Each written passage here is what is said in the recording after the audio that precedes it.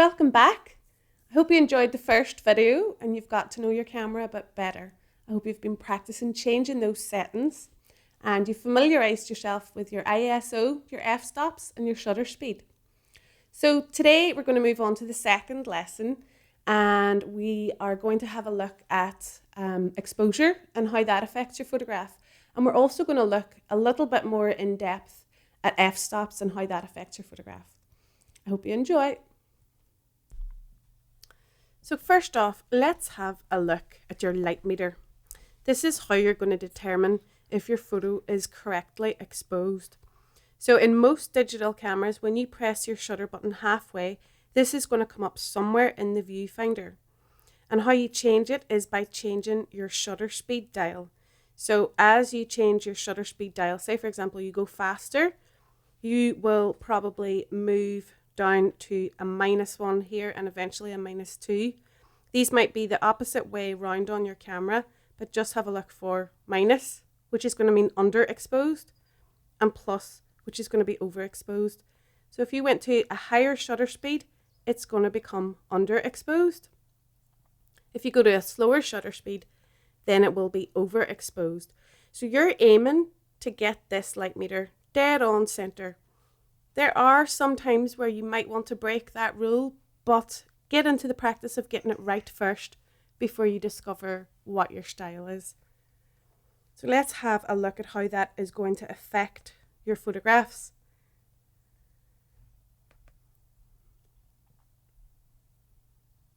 So here is a photograph that is slightly underexposed.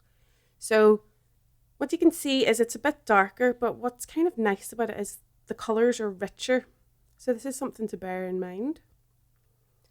Correctly exposed, according to my camera, is this. This is when the light meter was dead on centre.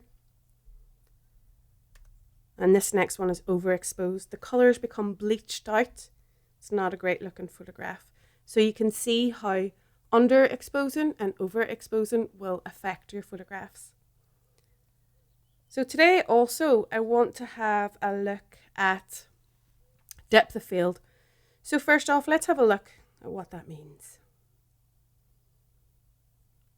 So depth of field.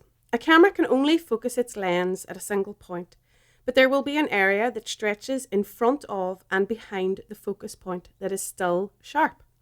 This zone is known as the depth of field. It's not a fixed distance.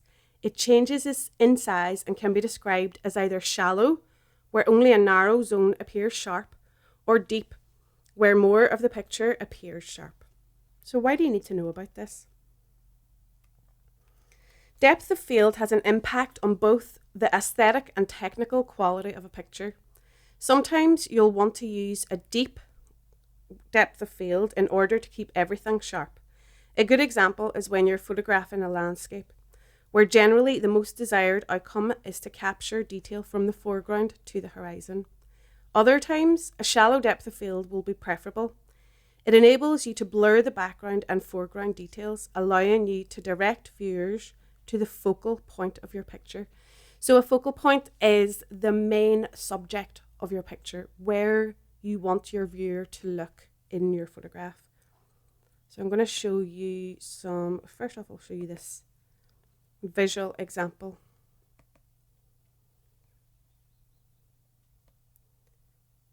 So here is a little picture that shows the little person taking the photograph, and they're using an f-stop of 1.4, so that's a very shallow depth of field. They've focused on the fourth wee bird along there, and it's the only one that's going to be in focus. But when the photographer changes in the next one to 5.6, then 3 of the birds become in focus. That's a slightly wider or deeper depth of field. And then when the photographer changes to f22, you can see that all of the birds and the whole tree become completely in focus. It is also worth mentioning that the closer you are to your subject and the further that it is from its background, the more dramatic the depth of field will be. So I took some pictures out in my garden to show you how the f-stop affects it. So f2.8. I'm actually just going to zoom in on this picture a little bit. So you can see that not even the full fly is completely in focus. The wings are nice and focused, but even the head has become out of focus because that is a very, very shallow depth of field. The benefit of using such a shallow depth of field is it completely throws the background out of focus and you know exactly where you're supposed to be looking in this picture. f3.8. So again, I'll just zoom in.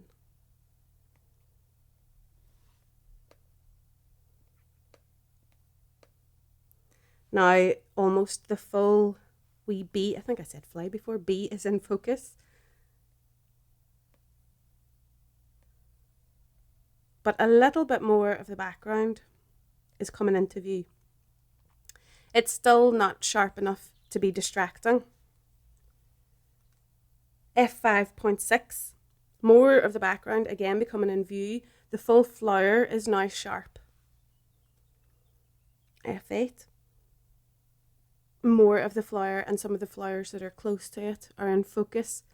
It has a nice boic effect on the background, and that just means that everything is out of focus and in circles, like circles of light. f16, you can see that the depth of field is getting wider and deeper here.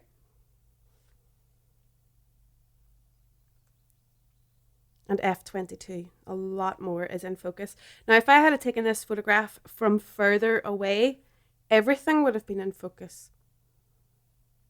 Because as I was saying, the closer you are to your subject and the further it is from its background, the more dramatic the depth of field will be. So just a little recap. You've had a look at the light meter here. Remember, you want to keep that central to get these kind of photographs when you're changing your f-stop. So I recommend the first thing you do when you go out to take a photograph is set your ISO.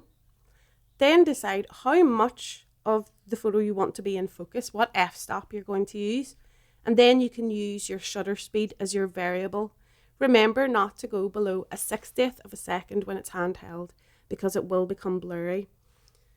Now, sometimes you might want to break that rule with the light meter, keeping it in the center. And an example of that is when you want to take a photograph of a sunset. Have you ever taken a photograph of a sunset and it just looks bleached out? The colours weren't the way they looked with your eyes. So a way of getting those deeper, richer colours in is purposely underexposing your photograph. So what I would recommend you do is press your shutter button pointing at the sun, at the sunset, halfway, and then purposely underexpose it. First off, try it at -1 and have a look. That's the beauty with digital. You can have a look, see if it worked for you. Or even take it down further if you think you could get those colours richer. Take a few, you're not wasting film or anything. Here's another wee example. So to get those really rich colours, purposely underexpose. But generally speaking, you'll want to make sure your exposure is spot on. These are your next things to practice. Good luck.